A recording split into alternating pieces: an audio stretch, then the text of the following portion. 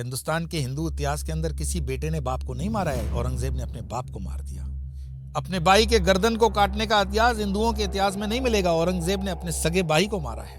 नागपुर दंगों पर बहुत बड़ा खुलासा सामने आया है। दंगाइयों ने की थी बहुत बड़ी हिमाकत।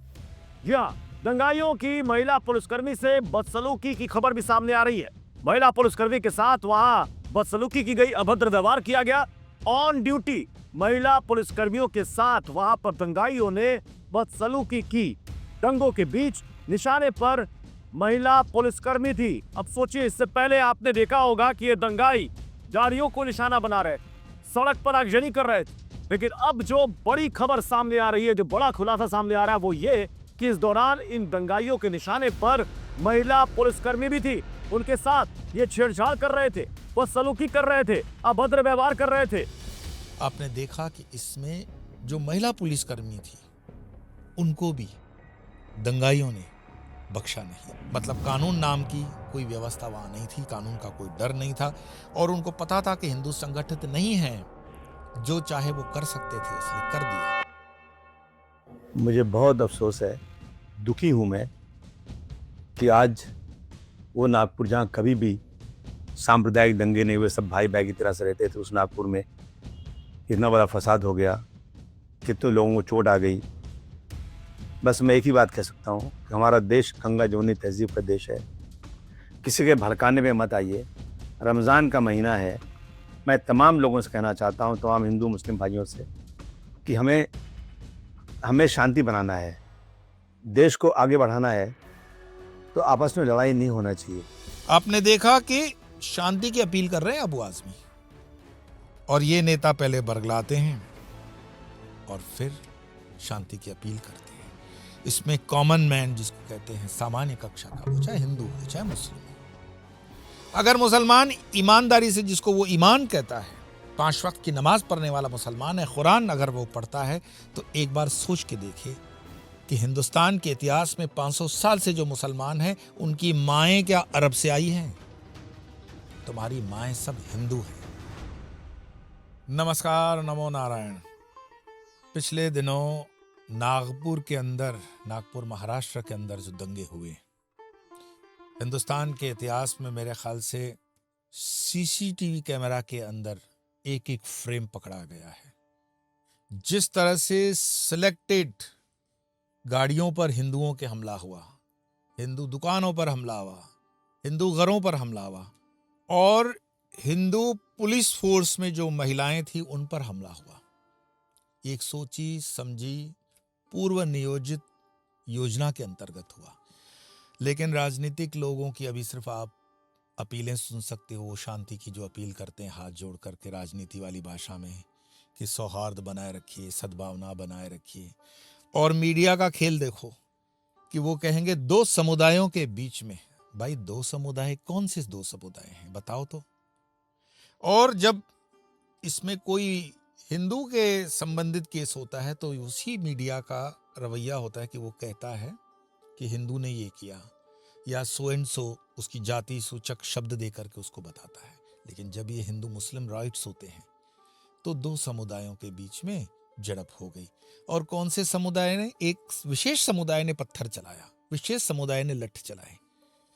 नागपुर के इस किस्से से भी अगर हिंदू अब भी जाग नहीं रहा है, तो फिर तो भगवान ही उसको बचाए तो बचाए।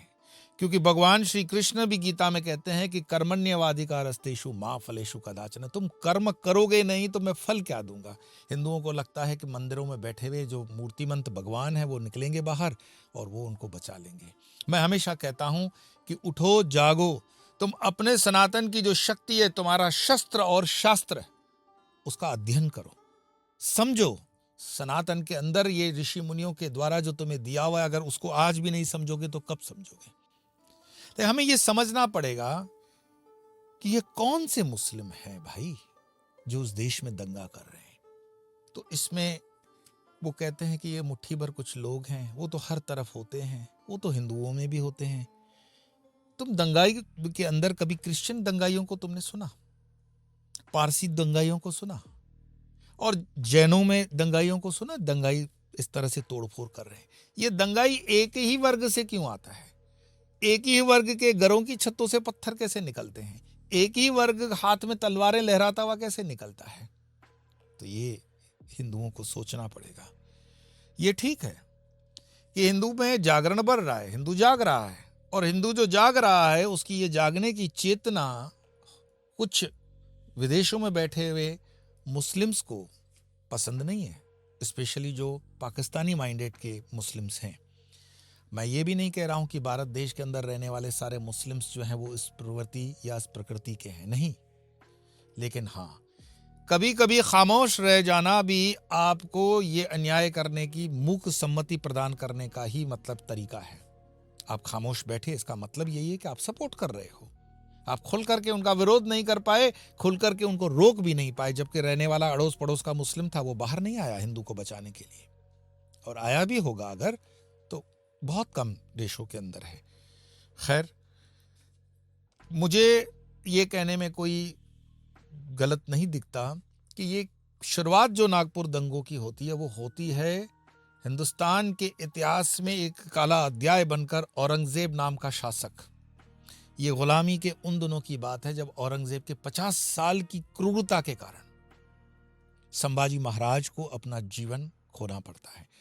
और छावा फिल्म जो पिछले दिनों रिलीज हुई, उस छावा फिल्म ने एक चित्रण करके दिखाया कि कैसे छत्रपति शिवाजी महाराज के छत्रपति संभाजी महाराज को तिल तिल करके औरंगजेब ने मारा था। इतनी क्रूरता से मारा है कि ये मानवता पूरी शर्मसार हो जाए।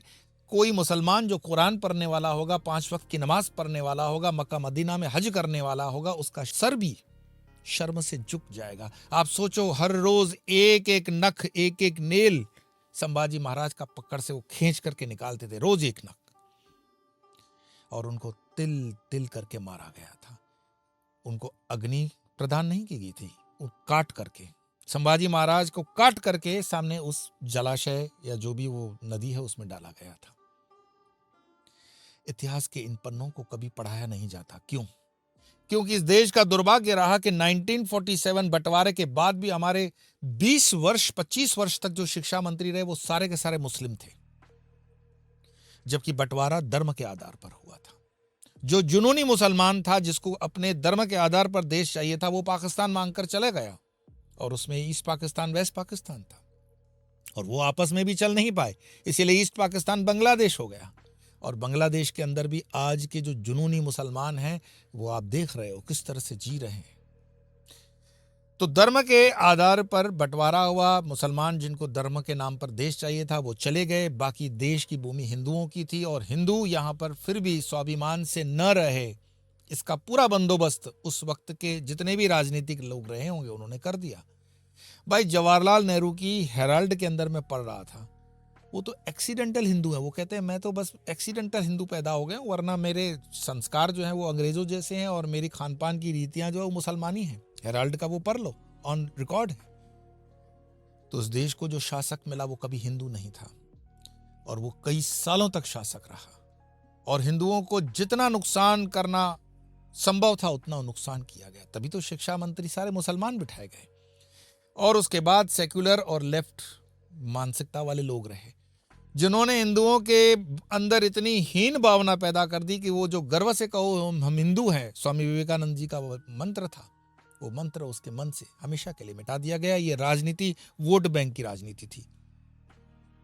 आज नागपुर के अंदर जब दंगे होते हैं तो मैं किसी नेता को सुन रहा था, वो बतियाता रहता है अक्सर कि ये तो आरएसएस का गढ़ है, आरएसएस का गढ़ है नागपुर, नितिन गडकरी का वो इलाका है जहां से वो इलेक्शन लड़ते हैं, तो दंगे कैसे हो गए? और वो उनका तर्क है कि ये जो दंगे किए गए हैं, घुमा फिरा करके वो नेता ऐसा कहना चाहता है कि ये दंगे करने में जो मुस्लिम आए थे दिखाई दे रहे हैं वो मुस्लिम तो थे ही नहीं, वो तो हिंदू थे। तो ये भगवा आतंकवाद का दूसरा वर्जन वो लोग डेवलप कर रहे हैं। अगर नागपुर के अंदर जो दंगे हुए हैं उसको मीडिया के दृष्टि से अगर आप देखेंगे कि कैसे एक योजनाबद्ध तरीके से ये दंगे हुए, तो आप इस क्लिप को देखो। नागपुर दंगों पर बहुत बड़ा खुलासा सामने आया है। दंगाइयों ने की थी बहुत बड़ी हिमाकत। जी हाँ, दंगाइयों की महिला पुलिसकर्मी से बदसलूकी की खबर भी सामने आ रही है। महिला पुलिसकर्मी के साथ वहां बदसलूकी की गई, अभद्र व्यवहार किया गया। ऑन ड्यूटी महिला पुलिसकर्मियों के साथ वहां पर दंगाइयों ने बदसलूकी की। दंगों के बीच निशाने पर महिला पुलिसकर्मी थी। अब सोचिए, इससे पहले आपने देखा होगा कि ये दंगाई गाड़ियों को निशाना बना रहे, सड़क पर आगजनी कर रहे थे, लेकिन अब जो बड़ी खबर सामने आ रही है, जो बड़ा खुलासा सामने आ रहा है, वो ये कि इस दौरान इन दंगाइयों के निशाने पर महिला पुलिसकर्मी भी थी। उनके साथ ये छेड़छाड़ कर रहे थे, बदसलूकी कर रहे थे, अभद्र व्यवहार कर रहे थे। आपने देखा कि इसमें जो महिला पुलिसकर्मी थी उनको भी दंगाइयों ने बख्शा नहीं। मतलब कानून नाम की कोई व्यवस्था वहां नहीं थी, कानून का कोई डर नहीं था, और उनको पता था कि हिंदू संगठित नहीं है, जो चाहे वो कर सकते थे, इसलिए कर दिया। और बड़े योजनाबद्ध तरीके से कि आसपास के मुस्लिम को उन्होंने इन्वॉल्व नहीं किया, वो बाहर से आए हुए हैं। ऐसा उनके एमएलए की जब मैं स्टेटमेंट सुन रहा था नागपुर के, कि ये लोग बाहर से भी कुछ आए थे और बिल्कुल योजनाबद्ध तरीके से जिस गाड़ी के अंदर गणपति की मूर्ति थी, स्वास्तिक बना हुआ था, उसको ही तोड़ो, मुस्लिम के लारी को, मुस्लिम के टपरी को, मुस्लिम के दुकान को उन्होंने हाथ नहीं लगाया, लेकिन बिल्कुल सट करके अगर हिंदू की दुकान है तो उसको जला दिया गया था। ये कहने में और ये स्वीकार करने में किसी भी सरकार को हाथ पैर फूल जाते हैं। और हिंदुओं के हितों की रक्षा करने वाला इस समय कौन है वो तो आप स्वयं ही जानते हो, और वो क्या कर रहे हैं वो भी आप देख रहे हो। औरंगजेब की कब्र को शावा फिल्म के बाद एक ऐसी मांग उठी कि इस औरंगाबाद शहर से, जो कि अब संभाजी नगर है, उससे हटा दिया जाए। और मैं मानता हूं ये गलत नहीं है। जिस क्रूरता के शासन का वो प्रतीक है, उसके लिए जनता ने अपने मन की बात कही, और उस पर जो गलत बयानबाजी और स्टेटमेंट आई थी वो थी अबू आजमी की। वहां के नेता हैं, समाजवादी पार्टी के नेता हैं शायद, और उन्होंने जो स्टेटमेंट किया है वो स्टेटमेंट पहले आप देखिए। सत्ता और संपत्ति के लिए संघर्ष करते थे। उनका वो धर्म के नाम पे उनका कोई काम नहीं था कि धर्म हिंदू करो मुस्लिम करो। जिसने 52 साल तक हुकूमत किया हो, तो अगर जबरदस्ती हिंदुओं को मुसलमान बनाना चाहता हो तो भारतवर्ष में कितने हिंदू मुसलमान बन जाते। ये सारी चीजें कब शुरू हुई हैं? 1857 की गदर में, जब मंगल पांडे ने बलिया से इस लड़ाई शुरू करी, तो उसका साथ देने वाले सबसे पहले मुसलमान थे, बहादुर शाह जफर। अंग्रेजों को लगा ये हिंदू मुस्लिम साथ रहेंगे तो हम आज़ादी की लड़ाई, हम इस लड़ाई में यहाँ राज नहीं कर सकते हैं। इन्होंने इस तरह हिस्ट्री को बदनाम शुरू किया। मैं फिर कह रहा हूँ कि औरंगजेब रहमतुल्लाह अलैह जो हैं, उन्होंने मंदिर तोड़ी तो मस्जिद ही तोड़ी है उन्होंने। गोलकुंडा की मस्जिद की, जो राजा के तानाशाह क्या नाम था उसका, उसकी मस्जिद तोड़ा उन्होंने, वहाँ पे मंदिर भी तोड़ा। अगर तो क्या वजह है उसकी पता लगाना चाहिए। लेकिन अगर वो हिंदू के खिलाफ होते तो 34% हिंदू उनके साथ नहीं रहते, और उनका सिपह सालार हिंदू नहीं रहता। मेरा कहना है कि इसको हिंदू मुस्लिम एंगल से नहीं देखना चाहिए। और ये सच है कि उनके राज में भारतवर्ष सोने की चिड़िया था। भारतवर्ष 24% यहाँ का वो था। भारतवर्ष की सीमा अफगानिस्तान और बर्मा तक थी। तो ये कौन मिटा सकता है? हिस्ट्री से कौन मिटा सकता है? अगर आप इन सब बातों को लाएंगे तो हम करेंगे, लेकिन फिर मैं कहूँगा कि इसमें हिंदू मुस्लिम का एंगल देने की कोई जरूरत नहीं। आपने देखा कि औरंगजेब को वो रहमतुल्लाह कहकर के संबोधित करता है, और वो कहता है कि 50 साल का शासन है, और कोई भी धर्मांतरण जो हुआ वो उस समय हुआ, अभी नहीं। भाई, अगर शांति के दूत इतने ही धर्मांतरण कर रहे थे तो ऑन रिकॉर्ड बताओ 1947 के बाद ये धर्मांतरण रुका क्यों है? इस्लाम का धर्मांतरण 1947 के बाद भारत में रुक क्यों गया? क्या शांति निकल गई उसमें से?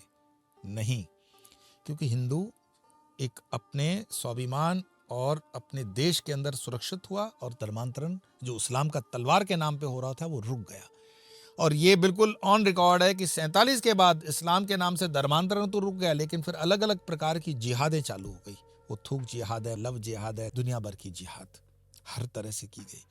और जब ये दंगे हो गए उनके स्टेटमेंट से, राजनीतिज्ञों के, तब अबू आजमी की जो स्टेटमेंट है शांति की अपील के लिए, आप वो भी सुनिए। मुझे बहुत अफसोस है, दुखी हूँ मैं कि आज वो नागपुर जहाँ कभी भी सांप्रदायिक दंगे नहीं हुए, सब भाई भाई की तरह से रहते थे, उस नागपुर में इतना बड़ा फसाद हो गया, कितने लोगों को चोट आ गई। बस मैं एक ही बात कह सकता हूँ कि हमारा देश गंगा जमुनी तहजीब का देश है। किसी के भड़काने में मत आइए। रमज़ान का महीना है। मैं तमाम लोगों से कहना चाहता हूँ, तमाम हिंदू मुस्लिम भाइयों से, कि हमें शांति बनाना है, देश को आगे बढ़ाना है, तो आपस में लड़ाई नहीं होना चाहिए। मैं निवेदन करना चाहता हूँ कि सब लोग शांति बना कर रखिए और आपसी भाईचारगी को बढ़ाइए। कानून हाथ में मत दीजिए, कानून अपना काम करेगा। इतना बड़ा वाकया हो गया, इतने लोगों को चोट लगी, अब कानून तो अपना काम करेगा, लेकिन इंसाफ होना चाहिए।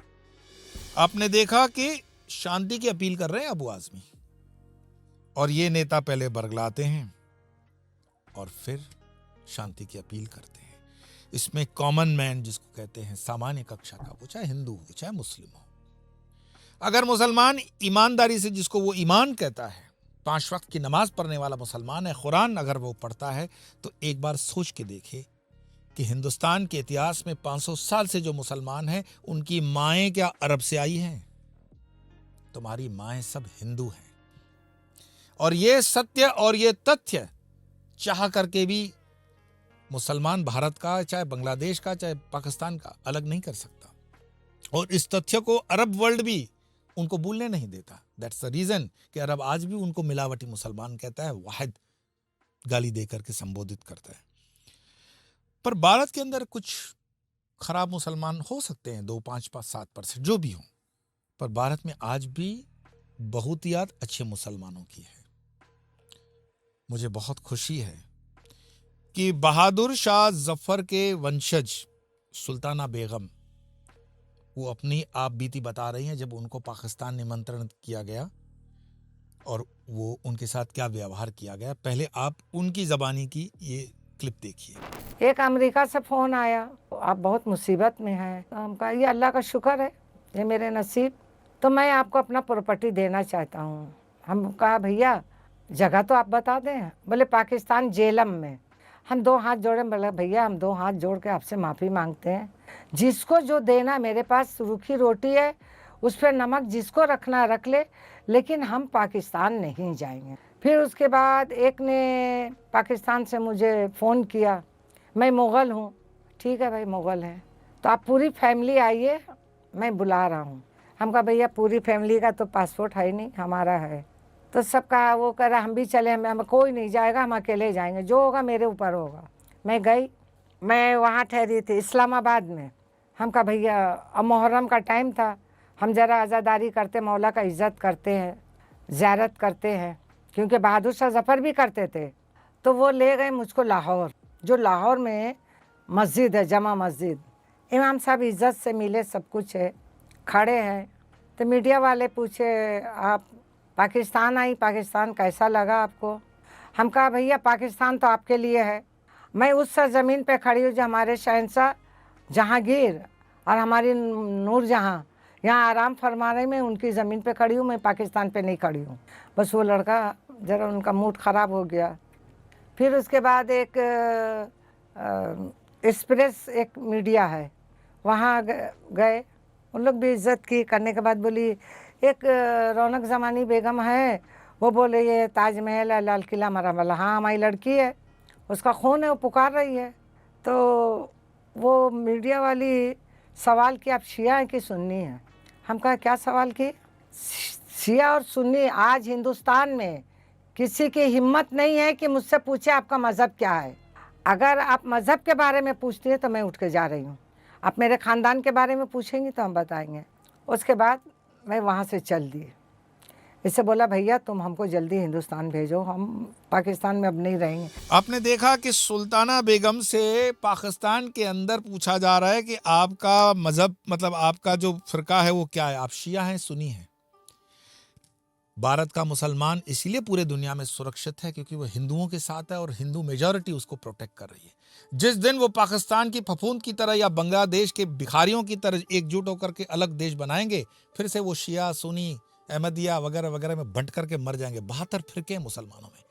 तो बिल्कुल सही पूछा बेगम साहिबा से पाकिस्तानियों ने कि आप शिया हो कि सुन्नी हो, आप अहमदिया हो कि खोजा हो, आप बोरी हो कि दूसरे कोई हो, क्योंकि उसका स्वभाव है आपस में लड़ मरना। हिंदुस्तान के हिंदू इतिहास के अंदर किसी बेटे ने बाप को नहीं मारा है, औरंगजेब ने अपने बाप को मार दिया। अपने भाई के गर्दन को काटने का इतिहास हिंदुओं के इतिहास में नहीं मिलेगा। औरंगजेब ने अपने सगे भाई को मारा है और औरंगजेब ने इतना खून बहाया इतिहास में कि मरते हुए जो उसकी आखिरी स्टेटमेंट है कि मैं मर तो रहा हूं लेकिन पढ़ने लायक है, उसको पढ़िए, उसके आखिरी शब्द जो हैं। कुल मिलाकर के मैं यही बोल सकता हूं कि हिंदुओं को सीखना पड़ेगा, समझना पड़ेगा। अगर इस देश में अपनी सुरक्षा रक्षा अगर आप भगवान भरोसे छोड़ते हो तो भगवान आपको बुद्धि दे रहा है कि शास्त्र भी पढ़ो और शस्त्र का भी अध्ययन करो। आपके हर मूर्ति के अंदर, चाहे वो काली की हो, दुर्गा की हो, योगेश्वर कृष्ण की हो, महादेव की हो, बजरंग बली की हो, देखो, अध्ययन करो, चिंतन करो कि उनके 8 हाथ क्यों दिए गए हैं। 8 हाथों में शास्त्र अभयदान देने वाला एक हाथ है, बाकी क्या है। तो हिंदुओं को अपने धर्म की तरफ लौटना पड़ेगा। आज का हिंदू इतना तमस में है, इतना गर्त में गिरा हुआ है, और कुछ बाबा लोग भी जो व्यासपीठ से ये शांतियों की दुआएं देते हैं, प्याज और लहसुन के मामलों पर हिंदू इतना बटा हुआ है कि दूसरे इस किस्म के वहशत भरे लोग उनका दुरुपयोग कर रहे हैं। हिंदू संतों को भी अपना मतभेद बुला करके भारतीय जनता को, भारत के हिंदुस्तान की हिंदू जनता को तमस से उठाने की प्रयास करना चाहिए, ताकि ये तमस से उठ करके कम से कम रजस में आए, और रजस से फिर सत्व जब होगा तब होगा। इतने गहरे तमस में ये विवाद नहीं होना चाहिए कि हम क्या खाएंगे, क्या पिएंगे, क्या पहनेंगे, कब जाएंगे, कहाँ जाएंगे। बटोगे तो कटोगे। तो उस तमस से उठने के लिए विवेकानंद जी का पुस्तक मैं आपको कहूं, कोलंबो से अल्मोरा तक के लेक्चर्स हमने स्वामी योग धर्म के ऊपर भी इसके लेक्चर्स लोड किए हुए। अपने बच्चों को सनातन पढ़ाओ, कुछ नहीं तो ये एक पुस्तक पढ़ा दो, और वास्तविक इस देश की गरिमा क्या है, संस्कृति क्या है, सनातन क्या है, तो उसको समझोगे। अध्यात्म तो जरूरी है ही, और अध्यात्म को लेकर इस नवरात्रि में मैंने जैसे कि कहा 30 मार्च से 6 अप्रैल तक होमात्मक नवरात्रि का रोज यज्ञ होगा, और उसकी सारी जानकारी वेबसाइट वगैरह पे दी हुई है, आप उसमें मुझे ज्वाइन कर सकते हो। हाँ, ये 9 दिन कोई दीक्षा या कोई मुलाकात नहीं होगी मेरी, क्योंकि 9 दिन हम अपने अनुष्ठानों में रहेंगे। बाकी नवरात्रि के अनुष्ठान और नवरात्रि की पूजाओं के लिए आप प्रयास पूरे करेंगे, लेकिन शक्ति की साधना से जब स्वयं के भीतर उस शक्ति का आह्वान नहीं करते हो तो उसका कोई फायदा नहीं। और उस शक्ति की साधना को जागृत करने के लिए भैरव धुन है, हनुमान जी के 108 पाठ यही स्वामी और धर्म चैनल पे दिए गए हैं, भैरव जी के 108 पाठ भी बहुत जल्दी लोड हो ही जाएंगे। तो आप जो भी साधना करें, जिस भी माध्यम से करें, कम से कम सनातन के लिए, सत्य के लिए, इस देश के लिए, इस धर्म के लिए उठें, जागे। और विवेकानंद जी को जो मंत्र है, उठो जागो, arise awake, stop not till you reach the goal, all the success you want is within yourself, know that you are the creator of your own destiny। तो अपने डेस्टिनी को तैयार और निर्णय करने वाले तुम स्वयं हो।